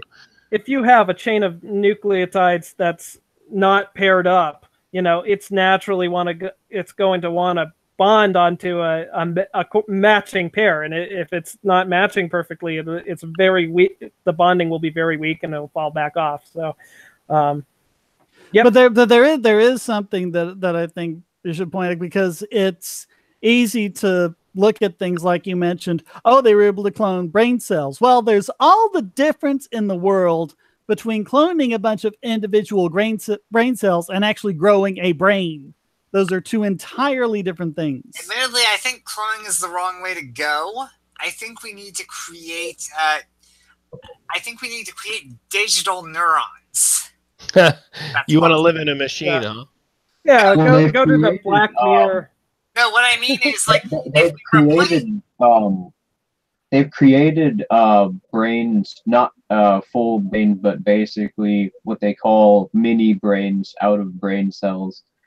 So if you create brain cells with blood, then it's not at all unplausible to suggest that you can, with current technology, maybe with a few slight, modifications, you could create a brain pretty soon here. Well, they've been able to computationally simulate neurons, and at a scale that's as complex as, say, a mouse brain at this point, using huge servers of, lots, thousands, millions of processor cores. What I'm saying is the information in our current brains does not copy well. It degrades. Yeah, it's a really, really, really difficult problem to solve, because it's not like you can just map out which neurons are connected to which other neurons. I had a friend of mine, when I was studying chemistry, he did his senior experience on memory in the brain, and he was explaining it, and it's just unfathomably complex just how much information in different channels of highly sensitive,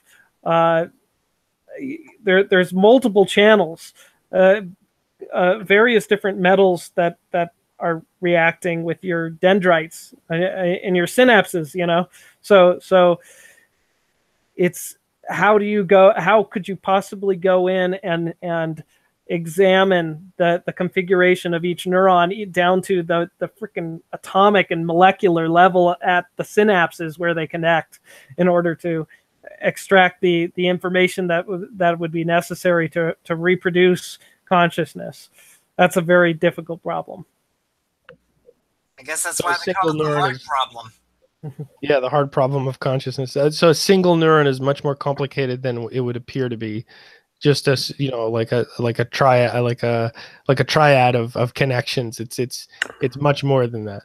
Right. It's not like, oh, well, it's connected to these other two neurons. It's like, no, it's got, you know, 20 different synapses, and each synapse has dozens of different channels that activate at different voltages and have their own resonant frequencies. And something that is not present in these individual neurons seems to happen. You mean an emergence? Right, here's another point. Finian Cornelison says, my hope is we get to Fifth Element Tech. They can take a single cell and rebuild your body and consciousness. The problem is that single cell doesn't have the information that's in your brain that you've been developing all your life. It has your DNA. It could clone your body, but it can't clone your knowledge, your experience, all of the things that really make you you. Yeah, the amount of information, the amount of information that is stored in your brain is on the order of Avogadro's number of bits. So there's no way of reproducing that information from DNA, which contains, you know, on the order of like 10 gigabytes or something. DNA, your entire DNA genome would fit on a CDR. So just because a caveat to that is that there's also I think that number is originally derived from just taking the number of base pairs and denoting 2 bits per base pair, right? Yeah, but there's also an extra bit on every cytosine because methylated cytosine apparently is inheritable.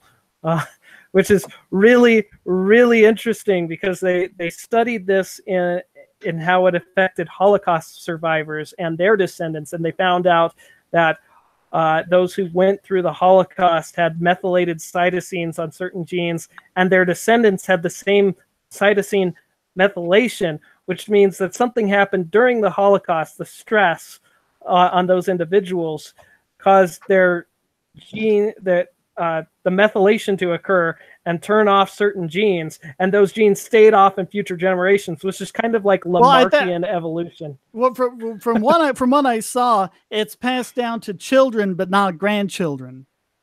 Oh, so okay. it's not transitive. It's just something where does that information for whether it's passed on to children? Oh, well, because it directly affects the protein in the germline cells, but it doesn't affect the genome itself. So when their body creates its own germline cells, it's kind of doing it from scratch. And unless they've got, you know, some reason that all of those proteins are still in place in those germline cells, it won't continue on. Also, fourth, one of your ideas did seem uncomfortably close to certain area of woo, if you're familiar with Rupert Sheldrake. No, I'm not familiar. So if you're suggesting that I derived my ideas from him, no. What's woo? You know, Brianna Wu. No. Woo! Oh, woo! No, I'm actually just amazed that she had that last name because it fits perfectly. But what I was talking about was Sheldrake's morphic resonance, where he posited that there was a morphic field that stored and recycled information. No, she did not.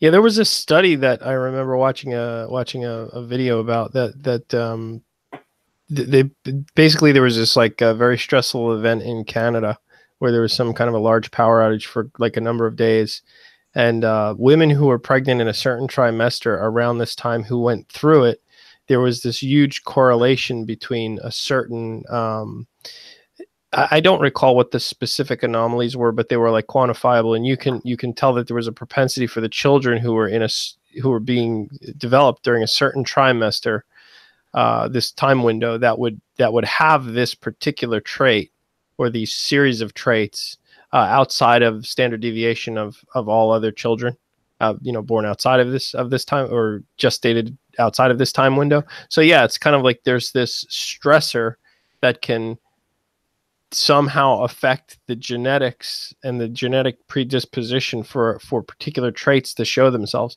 Kind of like the way that you can get chickens to be born with scales on them if you introduce certain chemicals during gestation to the egg. That seems a lot of our epigenetics. Yeah, a lot of it is epigenetic. Yeah, that's exactly what it is. Yeah, a lot of our morphology is determined not by our DNA per se, but our mother's DNA introducing certain hormones at certain developmental times during the pregnancy, and that'll cause our legs to grow faster or whatever. Right, like if mom was very, very hungry and she had a low glycemic index throughout most of her, if she was starving most of the time, well, you'll have a propensity to store fat better. It's like weird shit like that happens. Yeah, there was one I was watching where they compared women who started the prenatal vitamins as soon as they knew they were pregnant, which was usually a few weeks in at least, versus the ones who went ahead and started taking them as soon as they were trying to get pregnant. Right. So they were on the the prenatal vitamins the moment they got pregnant. The ones who didn't take until they started getting pregnant, they had this significant, not like left and right, but it was statistically significant higher rate of all sorts of birth defects and mental defects and things like that. Just because of things that happen in the first few weeks because the woman hasn't had as many nutrients. Take your folates. All right, 10 minutes left. What do you want to talk about now? Time. Is it just perceived or? There actually are formulations of quantum physics that do not have time, where it's just an illusion, like solid matter is an illusion. Yeah, it's a dimension that's not necessary, right? It doesn't need to be there for any of this. Is it just a perceived thing? I actually watched a video just today that, basically every force in the universe equals each other out. Yeah, probably does. They're all the same. Stephen Hawking had that idea. It makes sense. It's so that, for example, if we're going with the analogy that the universe is a bubble, it costs nothing for whatever's outside that bubble to produce that bubble. I don't follow. It costs nothing for anything outside the bubble to produce the bubble. But basically, the idea is that the overall energy budget of the universe is zero. It's like a zero-sum game, so everything is it's already paid for, bought and paid. Yeah, and they always say things like that. You can't create or destroy energy; you only change it from one form to another. It's that same sort of idea, just applied cosmos-wide. Every time you can add energy as long as you subtract it somewhere else. Maybe entropy is like maybe entropy is sort of the leveling of these discrepancies in, back to baselines. Because if there's clearly differentials between points, right? So there is a hot and a cold. There is kinetic energy. There is inertia. There isn't a cold. There isn't a cold. Well, right. Well, there are relative temperatures. Right. Eventually, all of the universe is going to expand and get colder and colder and colder until it approaches absolute zero or 0 Kelvin. So just keep this in mind. Someday, everything is going to be okay. Ha ha ha! No, actually, it's not going to get down to 0 Kelvin. Oh, come on, stop! as time reaches infinity, if you were never be okay. That's funny. It'll never be okay. That's even better. If you were to average the temperature, take the temperature at every single point in the universe and give it an average, I think it'll be close to absolute zero, but not quite. but that's the temperature that everything in the universe will reach eventually. Like a million years from now or whatever, because it's all trying to even out. Thing. Temperature itself is we're just not aware of. Assuming we can never solve it. Well, assuming that that's actually the nature of the universe, just because all observations point in that direction now, everybody assumes that, oh, well, since everything appears to be expanding now, then everything must have been at a point at one point in time. No, that's not necessarily true. You can have a repeating oscillation. Like, what's that chemical? You said you studied chemistry. What's that chemical oscillation? It's like a real famous chemical. The iodine clock experiment. Like the iodine clock. That's like a real simple. Lyse-Gang's rings. Have you ever seen Lyse-Gang's rings? Super sexy. If you ever get a chance to perform that one, really neat. So like the idea is that you've got this reversible reaction, kind of like the iodine clock. It goes back and forth and back and forth. If physics itself, as observed, changed based on other fundamentals that we're not aware of, how do we know that at a certain point of expansion, things don't flip around and suddenly things start coming back the other way? And it could have been doing this forever. We don't know, because the current state shows everything expanding. Therefore, it must have been doing it forever. No, not necessarily. Well, Kip Thorne has a really interesting idea. Conceivably, you could extract useful work out of a system where the universe is contracting again, too. So if we were trapped in a perpetually oscillating universe, things could just keep going on forever, and you would never approach a steady state. You can escape the light cone then too, because hey, why not? You've got all of this addition. Everything's going to retract spatially, at least. Well, Kip Thorne has an interesting idea, and it depends on how much dark energy there is in the universe. But if there's enough, then all the galaxies will fly apart from each other until they're going faster than the speed of light and can't observe each other. And then all the stars in the galaxies will be, pulled apart as such. And then the planets will be put from the stars, and then the planets' molecules will be pulled apart. And then the atoms in the molecules will be pulled apart. And then the particles that make up the atoms will be pulled apart. And eventually, if there's enough dark matter in the universe, you'll get to the point where every particle will be moving away from every other particle at faster than the speed of light and can't be observed. And according to Kip Thorne, there is no difference mathematically between a particle like that and a universe of zero size. And if you get a universe of zero size, you immediately get a Big Bang. Boom. Yes. So at the end of the universe, it will end in 10 to the 80 Big Bangs, creating 10 to the 80 universes. Funny. I'm gonna blow your mind again. Here's something that we know too. Even if it doesn't exponentially expand like that, eventually all of the matter in the universe is going to decay into electromagnetic radiation, and even all of the black holes will eventually emit all of their energy in the form of gravitational waves and electromagnetic radiation. And at that point, you have a universe that's just full of electromagnetic radiation and gravitational waves, which is indistinguishable from the Big Bang. Don't you always still just have quantum effects causing things to just pop into existence? Yeah, virtual particles. Yeah. Now here's another thought.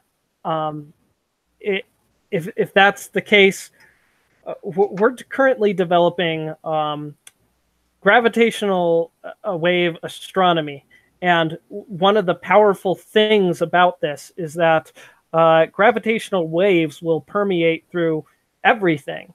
So we can use gravitational wave astronomy to see past the colliding black holes, colliding neutron stars, all the way back to like the Big Bang. Our sphere of observable universe would get that much bigger. We could see all the way back to the microseconds from the Big Bang, or whatever we can't currently see because of the firewall that exists throughout the sky, the cosmic background radiation. That's what's preventing us from observing closer to the Big Bang. So we're going to develop these gravitational wave observatories.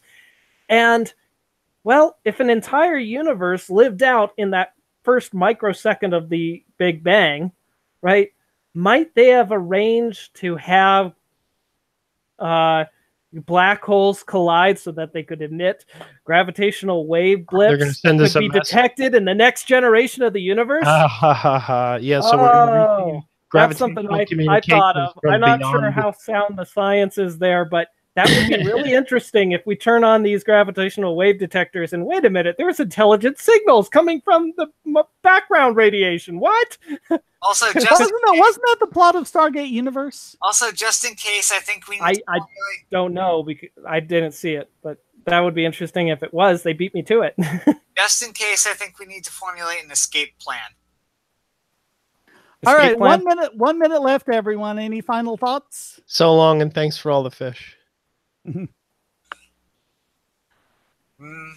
Stay strong and be free. Fourth Root, anything you want to say before we sign off? I'm pretty happy with the gravitational wave transcending universe generations ET thing. Yeah. That would be cool if we read like messages from people in the previous universe. That would be awesome. Although it kind of reminds me of that episode of Star Trek when they were in that time loop and Data had to send that message forward to the next loop to get them out of it. Actually, there were a couple kind of like I seem to be reminded, didn't the Time Lords come to the current universe from a previous one? No. They're from this universe. They're from knowing this our universe. luck, it would probably be a computer virus that's hell-bent on making toasters. No. I've got the message here. It says clearly, don't fuck with time. Yeah. No. It says we apologize for the inconvenience. That'll be my closing statement. Do not mess with time. Please stay tuned while we prepare Wait, this reboot of the what if the universe. people from the previous universe trying to send us a message are us? Dun, dun, dun. Oh, and it loops around in a circle. Yeah. Yeah. Wait, we've decoded it. It's the intro to the City podcast. Dun, dun, dun, dun.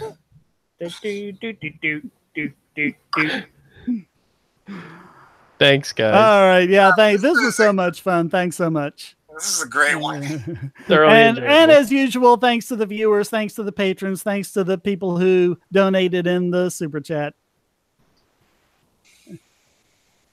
Stay chilly.